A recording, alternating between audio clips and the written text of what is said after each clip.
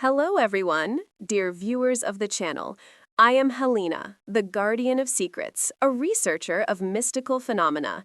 And here with me is Vadim, a historian interested in folk culture. And as always, I'm ready to ask the uncomfortable questions that Helena loves to avoid. Welcome back to our podcast, where we delve into the heart of Ukrainian folklore. Vadim, you know I don't avoid them, I simply embrace the mystery. Today, we're tackling a topic that often leaves me with goosebumps even after years of research: the psychology of fear in Ukrainian folklore. Why are our stories, our legends, so genuinely creepy? They're not just children's tales, they tap into something primal. Indeed, Helena, it's a fascinating subject. While many cultures have their boogeymen, Ukrainian folklore seems to possess a unique brand of pervasive dread. But before we attribute it to ancient curses or spirits, let's explore the historical and sociological underpinnings. Could it be a reflection of the harsh realities our ancestors faced, the unforgiving nature, constant invasions, diseases? Fear as a survival mechanism, perhaps? Ah, the rationalist always looking for the practical route. And you're not wrong, Vadim. The struggle was real. But I believe it goes deeper than just a response to danger. Our folklore creatures aren't always about outright physical threat.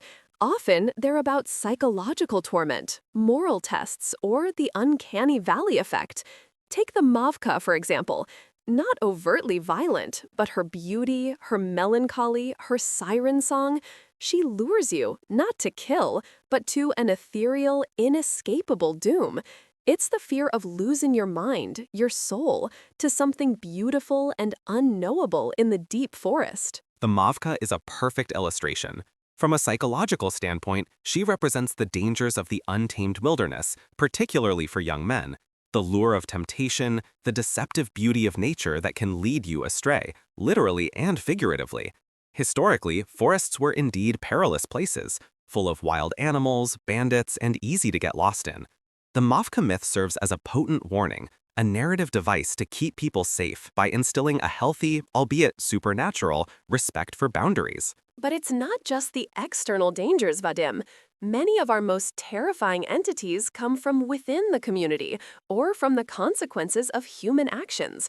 The Strigun, a witch who steals stars and children's breath, or the Rusalka, a drowned maiden seeking revenge.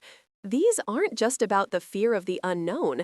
They're about the fear of betrayal, of broken promises, of the consequences of sin, or even the tragic unfairness of life. The horror comes from the idea that the world isn't fair, and sometimes even innocent victims can become agents of terror. That's a crucial point, Helena. The Rusalka, for instance, often embodies the sorrow and vengeful spirit of women who died by drowning, perhaps due to suicide, abandonment, or infanticide. This is where folklore becomes a powerful historical document. It reflects societal anxieties about morality, the treatment of women, and the fear of divine or karmic retribution. The creepiness acts as a moral compass, urging people to uphold communal values and responsibilities lest they incur the wrath of these spectral beings. It's social control disguised as supernatural dread. You see it as social control, and I see it as a profound connection to the spiritual realm, a constant reminder that our actions have ripple effects beyond the tangible. When I research the old protective rituals, the incantations against the Domovik's mischief, or the V's deadly gaze, I feel the sincerity of belief. It wasn't just social control, it was a worldview. The fear was real because the entities were real to them, and that belief infused the landscape with energy. Have you ever stood in a very old, dark forest in Ukraine at twilight and felt that prickling sensation on your neck, that whisper in the rustling leaves? Our ancestors believed that was the voice of the spirits, and their stories are designed to make you feel that same chill, even now, centuries later. It's the energy of the land, infused with these legends. I admit, Helena, a deep forest at twilight can certainly evoke a sense of ancient awe and, yes, a primal unease. But is that the spirits, or is it our own minds projecting the stories we've heard onto an unfamiliar, potentially dangerous environment? The psychology of perception plays a huge role. Our brains are hardwired to detect patterns and anomalies, especially in low light conditions. That rustling leaf could be a beast or a spirit or just the wind. Folklore provided a narrative for those unexplained sensory inputs, shaping our interpretation of the world around us.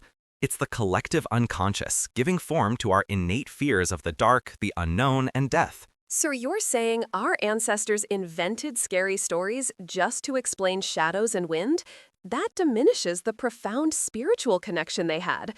These tales aren't just explanations. They are warning, rites of passage, ways to connect with the very essence of nature, both its nurturing and its terrifying aspects.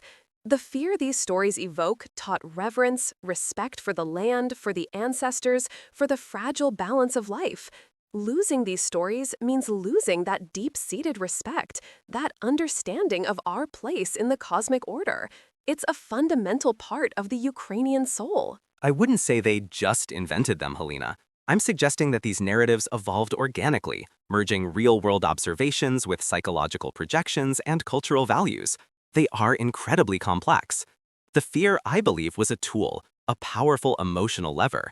It instilled discipline, reinforced community bonds, and, as you correctly point out, fostered a deep reverence for nature.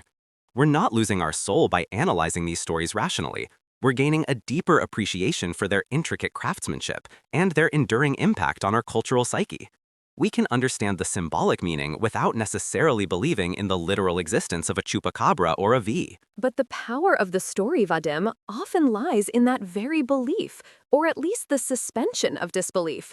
The creepiness of our folklore isn't just a byproduct, it's central to its purpose. It's meant to rattle you, to make you question the mundane, to open your mind to possibilities beyond the visible. It's why people still whisper these tales around bonfires, why we still feel that ancient shiver. It's the energy that lingers. And it's precisely that lingering energy, that cultural resonance, that makes these stories invaluable, whether one interprets them literally or as potent metaphors. The fact that they still evoke such strong emotions today is a testament to their psychological depth. Exactly. And we'd love to hear from our listeners. What Ukrainian mystical stories give you the most goosebumps? Share your experiences in the comments below. Your input helps us understand just how these ancient fears continue to resonate. So while Helena embraces the ethereal chill, I'll continue to seek the logical threads that weave through the fabric of these fantastic narratives. Perhaps the true magic is in the human mind's ability to create such enduring, terrifying beauty. Or perhaps, Vadim, the magic is simply there, and our minds are just beginning to perceive it again. We've explored why our folklore is so creepy, how it reflects our history, our psychology, and our spiritual connection to the land. And how it continues to shape our cultural identity, regardless of whether you're a guardian of secrets or a skeptic researcher. Thank you for joining us today. Don't forget to like this episode and subscribe to our channel for more journeys into the mystical heart of Ukraine. We'll see you next time.